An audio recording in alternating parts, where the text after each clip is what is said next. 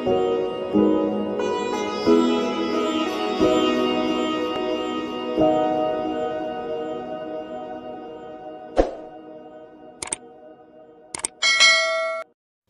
என்ன சொல்கிறாருன்றதை பார்ப்போம். இது ஒரு கூட்டம், ஒரு விதமான வகுப்பு போல் இருக்கலாம். ஆனால் ஹிஸ்டாரிக்கலாக இந்த விஷயத்தை வந்து பார்க்கணும்.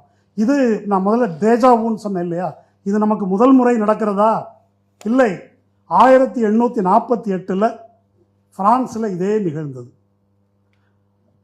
உங்களில் பலருக்கு தெரிந்திருக்கலாம். ஃப்ரான்ஸு இந்த பிரெஞ்சு புரட்சி அப்படின்றது தான் ஜனநாயகத்தை முதல்ல, சுதந்திரம், சமத்துவம், சகோதரத்துவத்தை முதலில் கொண்டு வந்தது. அப்போது அந்த பிரெஞ்சு புரட்சி 1789, அது declaration of the rights of man and citizen என்பது 1789 வருது.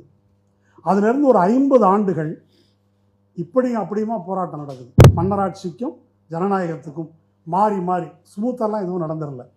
1848 தான் யூனிவர்சல் மேல் சஃப்ரேஜ் வருது. ஆண்களுக்கு மட்டும், 21 வயதான ஆண்களுக்கெல்லாம் ஓட்டுரிமை என்பது வருது.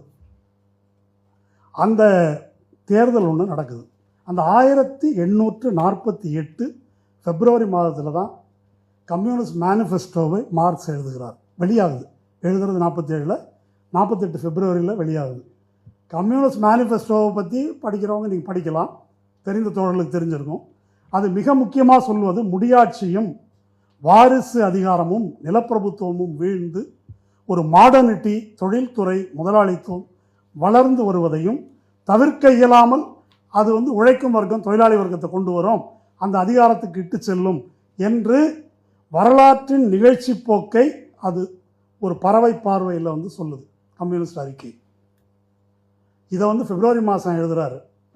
பிரெஞ்சு புரட்சியெல்லாம் நடக்கிறத பார்த்துட்டு டிசம்பர் மாதத்தில் என்ன நடக்குது அப்படின்னா, நெப்போலியனுடைய அண்ணன் மகன் லூயி நெப்போலியன் ஒரு பொறுக்கி, அவன் வந்து தேர்தலில் நிற்கிறான். தேர்தலில் நின்று மெஜாரிட்டியில் ஜெயிச்சிடறான். ஜெயிச்சு வந்துட்டு ஜனநாயகம் கேன்சல், நான் ராஜான்னு சொல்லிடுறான்.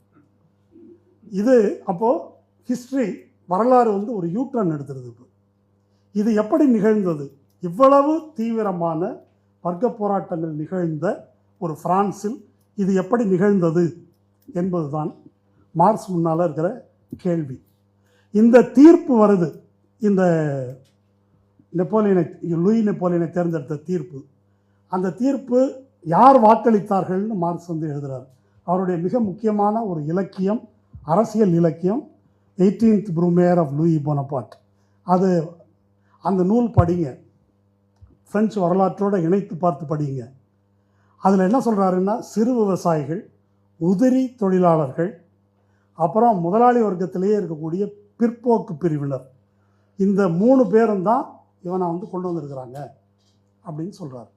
அந்த கிளாஸஸை வந்து சாடுகிறார். இந்த தீர்ப்பை பற்றி, அதாவது இந்த தேர்தல் முடிவை பற்றி அவர் என்ன சொல்கிறாரு, சிலதை மட்டும் நான் படித்து காமிக்கிறேன். அது இன்றைக்கும் பொருந்தும் என்றால் நீங்கள் பொருத்தி பார்த்துங்க.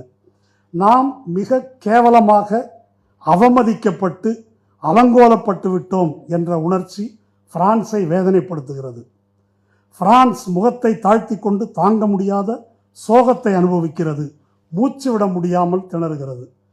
இந்த தேர்தல் முடிவு உங்களுக்கு அதை ஏற்படுத்தி இருக்கிறதா? யோசிச்சு.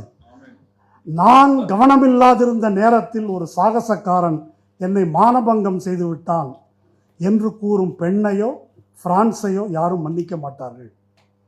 அப்போது நம்ம எதிர்பார்க்கவே இல்லைங்க, நம்ம பேசணும்ல. இந்த தீர்ப்பை யாரும் எதிர்பார்க்கவில்லை, யாருமே சொல்லவில்லையே. அது இதற்கு முன்பு பிரான்ஸ் பல சந்தர்ப்பங்களில் ஆசை நாயகிகளின் ஆட்சியை அனுபவித்திருக்கிறது. எந்த காலத்திலும் ஆசை நாயகர்களின் ஆட்சி நடந்ததில்லை. கெப்ட் மென்னு சொல்கிறார். கடைசியாக இதோடு முடிச்சிடறேன் அதை சொல்லி, கூச்சல் போட்டுக்கொண்டு கௌரவம் என்பதே சிறிதும் இல்லாமல் பிடுங்கி தின்பதையே பிழைப்பாக கொண்ட ஒரு கூட்டம், சந்தேகத்துக்கு இடமளிக்கும் நபர்களை கொண்ட ஒரு கும்பல், கோமாளித்தனமான கம்பீரத்தோடு விலை உயர்ந்த கோட்டுக்குள் தன் உடலை திணித்து கொண்டு மந்திரி சபையின் நிர்வாகத்துக்குள் முண்டி அடித்துக்கொண்டு நுழைகிறது. இந்த கூட்டத்திலேயே மிக நல்லவர்களை கூட அவர் எங்கிருந்து வருகிறார் என்று யாருக்கும் தெரியாது. எம்எல்ஏவை தெரியாது. இதெல்லாம் எழுதுனது மார்க்ஸ். இதை கைது பண்ணணும், வழக்கு போடணும்னா கன்னிமாரா லைப்ரரியில் ஒரு மார்க்ஸ் சிலை இருக்குது, அதை வேணால் கைது பண்ணலாம். அப்போது இதெல்லாம் எதுக்கு இப்போ சொல்கிறேன் அப்படின்னு சொன்னால், இதுதான் இந்த தேர்தல் பற்றி அவருடைய மதிப்பீடு. இதை ஒரு வரியில் அவர் சொல்கிறாரு.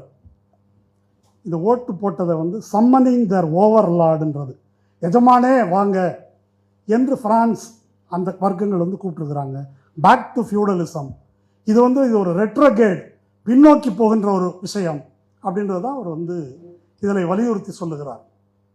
அப்போ இந்த அளவுகோலை வைத்து கொண்டு பார்க்கணும் அப்படின்னு சொன்னால், இன்றைய இந்த தீர்ப்பு நம்முடைய சமூகத்தை, அரசியலை முன்னோக்கி கொண்டு சென்றிருக்கிறதா அல்லது பின்னுக்கு இழுத்திருக்கிறதா, அதை எந்த அளவுகோலை வைத்து கொண்டு தீர்மானிப்பது. அவர் என்ன சொல்றாரு, டெமோக்ரஸியிலிருந்து பின்னால் போகிறோம் என்பதுதான் மார்க்சினுடைய கவலை, மார்க்சினுடைய விமர்சனம். கம்யூனிஸ்ட் மேனிஃபெஸ்டோவில் அவர் என்ன அதனுடைய முக்கியமாக சொல்கிறது என்ன, இந்த நிலப்பிரபுத்துவ வர்க்கம், முடியாட்சியின் வீழ்ச்சி, நவீனத்துவம், முதலாளித்துவத்தின் எழுச்சி, இதில் கம்யூனிஸ்டுடைய ரோல் ஜனநாயக போராட்டத்தின் முன்னணி படையாக இருக்கணும், ஜனநாயக போராட்டத்தின் ஃப்ரண்ட் லைனில் இருக்கணும், அதான் கம்யூனிஸ்ட் வேலை என்பதுதான் கம்யூனிஸ்ட் மேனிஃபெஸ்டோவில் அவர் சொல்கிறார். இந்த ஜனநாயக போராட்டம் என்றால் பார்லிமெண்ட்ரி டெமோக்ரஸி அவர் சொல்லலை, மக்கள், ஆக பெரும்பான்மையான மக்களுடைய டெமோக்ரஸி, அதை பேச